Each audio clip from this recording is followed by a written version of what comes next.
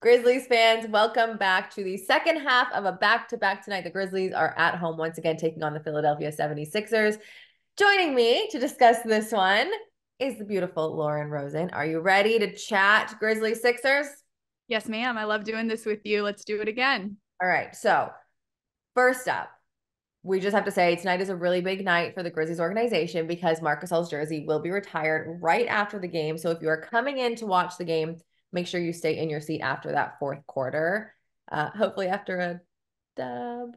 The Grizzlies coming off 3 straight wins. The Sixers are 8th right now in the East, and we're going to talk about kind of the implications with that as we move forward. But unfortunately, we do have to start with the injury report. Lauren, I'm going to go first because mine is so long. Go The for big it. update for Grizzlies fans is that Brandon Clark and Luke Kennard are both questionable today.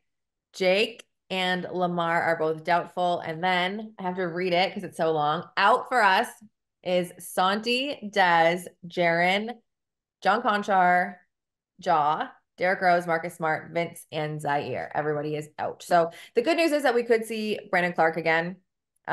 We did not see him last time we played the Sixers, and he has been so good for us in the few games that he has played.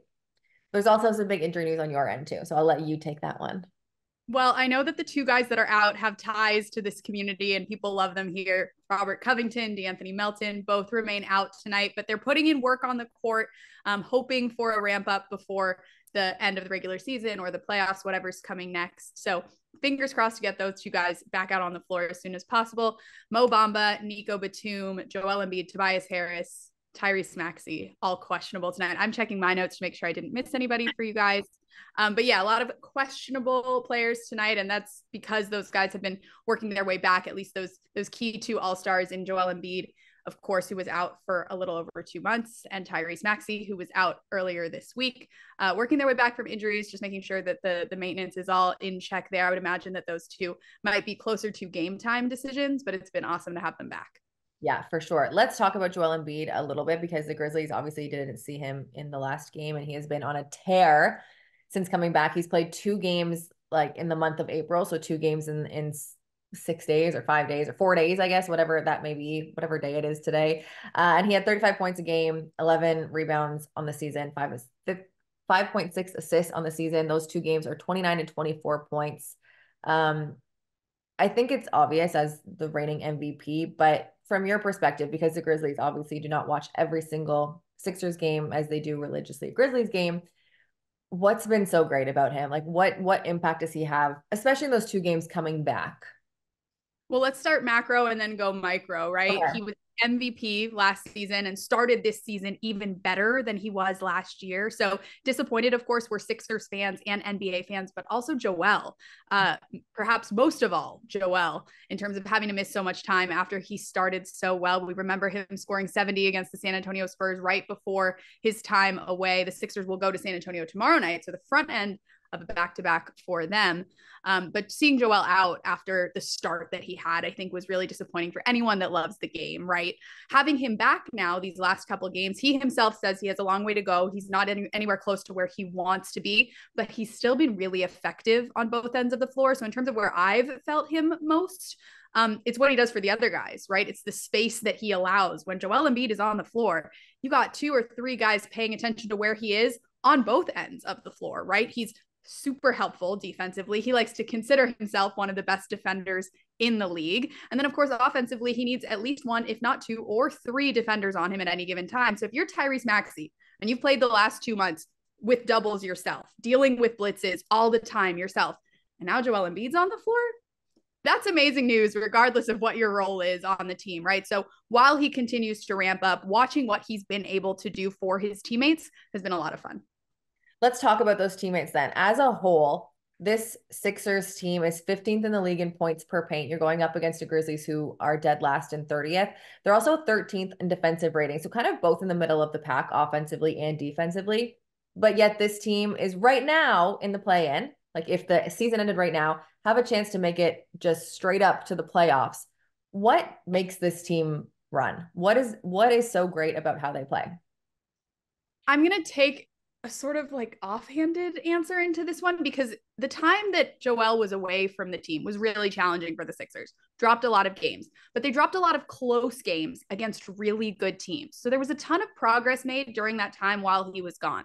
They don't know what they look like at full force yet with him back, but the defensive, especially progress that they made without perhaps their best defender. And remember that for the vast majority of that stretch, D'Anthony Melton was also out. Robert Covington has been out. Those are three of their best, if not their three best defenders. So the fact that they were able to make such headway defensively during that time is really impressive. And in theory, really scary when they are able to get everybody back once again. So I think what makes them hard to play against is how hard they play, regardless of who's available. That's something that Nick Nurse called attention to when he first took the reins of this team at training camp. He said, regardless of who goes out to play, who the opponent is, where the team is. He wants fans walking out of the building saying that, dang, those Sixers played really, really hard tonight. They were a difficult opponent tonight.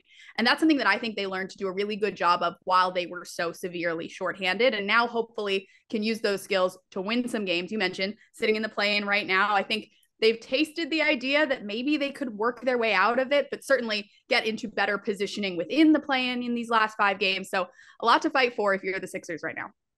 We're going to talk a little bit more about personnel before we both get ready to head over to the arena for the game. The Grizzlies did play the Sixers exactly 1 month ago, March 6th. The Grizzlies took that one 115 to 109.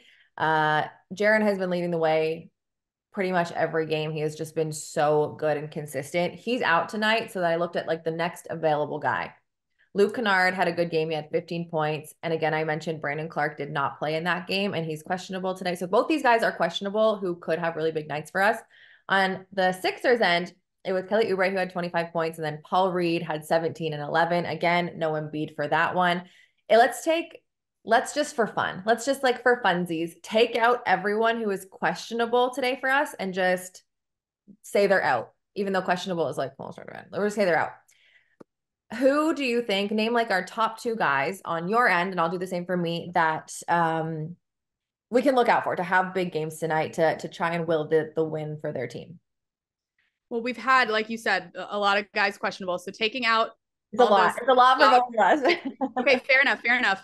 I mean, we talked about Kelly Oubre. You mentioned how effective he was off the bench for you guys. He has been starting over these last couple of games for the Sixers.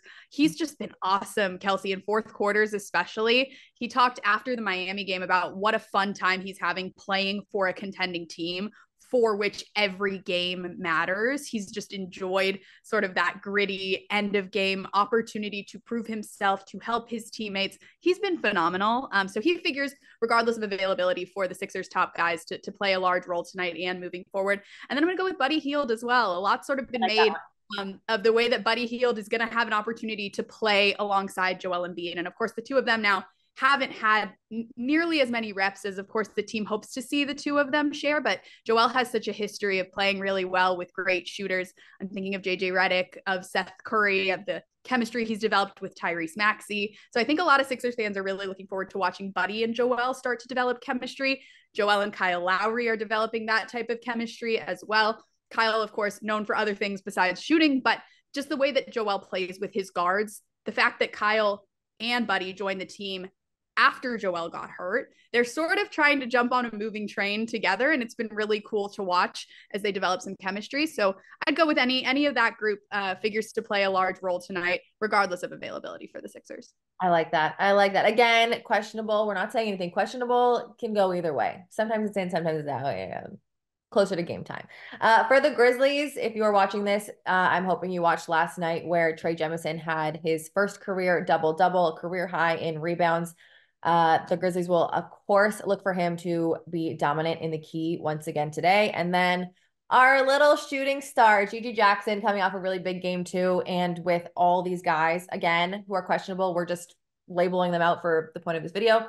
Gigi Jackson, I would, if I had my crystal ball, say that he would be a leading scorer for the Grizzlies tonight. So another someone to look out for. Again, it is a jersey retirement night, so get there early. The first 5,000 fans get a commemorative record, Marc Gasol record. So I think that's going to be really cool.